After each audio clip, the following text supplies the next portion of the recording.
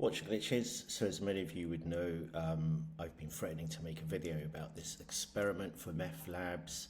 MEF is a token on the XRPL that I've been playing around with. The reason I chose MEF, we can go into it in a bit more detail later, but it's got some interesting properties, and the way it was issued, distributed, incentivized, the redemption and the stewardship of the asset made it pretty interesting as a research project for me, because I do want to learn about real world asset tokenization, and I really wanted to get a ringside seat and observe the issuance of a token on the XRPL.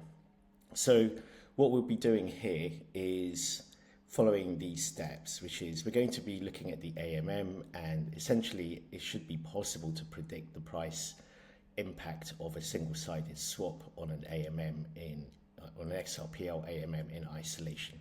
Assuming there's no other trades going on, it should be perfectly possible to calculate the price movement of that swap. And I think that's interesting because, as we'll see, elements like pathfinding and the DEX and the way the DEX and the AMM are orchestrated to fulfill an order by pathfinding is interesting as well, and hopefully we can see that. So I'll be using Magnetic for this because they actually offer a huge amount of information, and hopefully, if nothing else, you'll see a little bit more information on Magnetic and how to use that. So what we're going to do, we're going to start by recording the exchange rate of the AMM before the swap. We're going to look at the summary of the swap, and this is a feature that's on Magnetic. It may be on other AMM interfaces as well, I just haven't looked, but Magnetic's summary of the swap is really helpful. We're going to record the exchange rate of DEX, essentially the order book. So what exchange rate is that offering? That should be offering a rate which is based on the last trade. Nice and simple. But there's typically a small difference, sometimes a large difference, between the DEX exchange rate and the AMM exchange rate. Finally, we'll record our estimates of the price movement, and then we'll execute the swap, and then we'll see how near our estimate was to the actual swap. So let's start. I have a spreadsheet here. Let's just have a quick look at the AMM for MEF XRP. Price that it's offering is 67 XRP. That price is simply the ratio of these two assets, which you can see here. You divide one by the other, it should give you the price. Now, because of the rounding errors, you're not going to get an exact price from this interface, but that's really all the price that's being presented here. The exchange rate between these pair of assets is just their ratio in the pool, and let me demonstrate that. So the first thing we're going to do is actually get the latest information. So I'm not going to go to an interface, I'm going to go directly to the ledger. And there's an AMM info API call that you can make. And what this is telling you is that this is the amount of XRP in drops, and this is the amount of MEF in the pool. So we take those two values, and I'm going to go into my spreadsheet here, and let's just move this down. This spreadsheet simply calculates the exchange rate based on those two properties. And then it becomes a little bit more clever, and it calculates using the fee on the AMM what the impact of the movement is going to be. So let's just start. We're going to put in the XRP amount in drops, and then we're going to put the amount of MEF that's in the pool. These values are derived directly from the ledger, so we can trust them. And what this is saying is that the exchange rate should be 67.7425909. And let's have a look. Okay, 67, so within a few decimal places. And if we look at the DEX, we're getting an exchange rate of 66, which is essentially, now this is slightly interesting. That was the last trade that should have happened here. Is we can see that from the DEX, that was 1 in the morning by the looks of it. The price at that point was 67.48. Currently it's 666. That correlates to an order that I just placed. Happy Halloween, everyone, which is slightly being filled. And then market is 669. So if I was to buy an amount of MEF here, the order book is giving me 669. But as you can see, price from the AMM is 67. We're saying it's 66.74, so a bit more precision. Now, what happens if I swap one XRP for MEF? One XRP is 1 million. Now, before it gets swapped in, the AMM will take its fee. So 1% of one XRP will find its way back into the pool. The other 990,000 will be used in the actual swap. And what we're saying here is that you should get something in the order of 0.0148367 MEF out. So let's see, let's use the summary. And it may be slightly wrong, so we'll have to look at the numbers.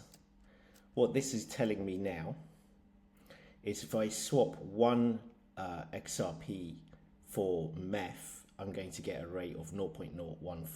I'm going to receive 0.0150 MEF.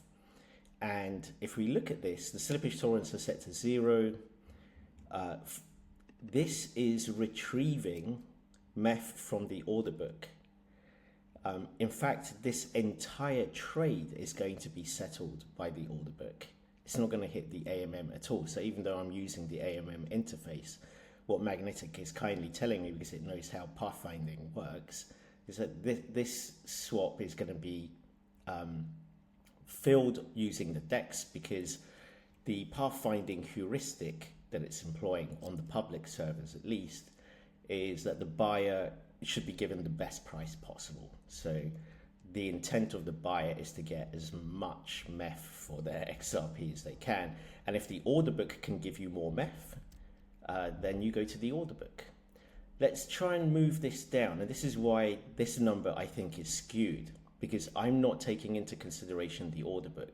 So what we can do to see if my spreadsheet is correct is reduce the amount so that it doesn't get settled by the order book, if that's even possible. I may just have to swap one order to clear this.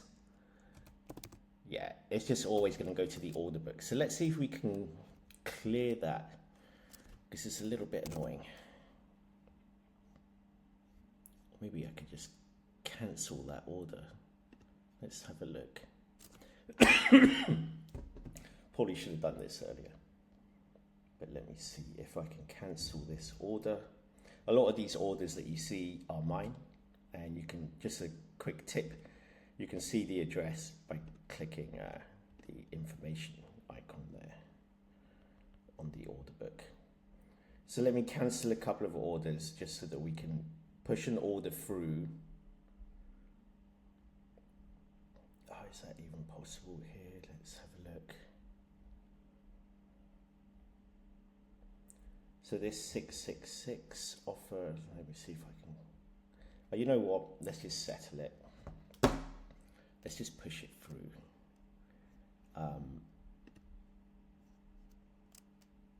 If I do 10 XRP, let's just sort 10 XRP. So, I mean, this is still useful.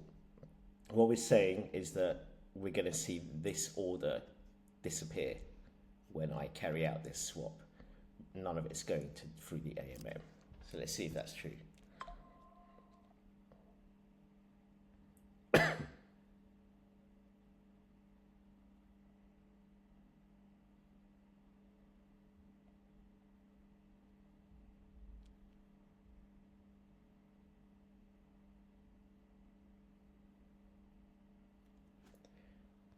Okay.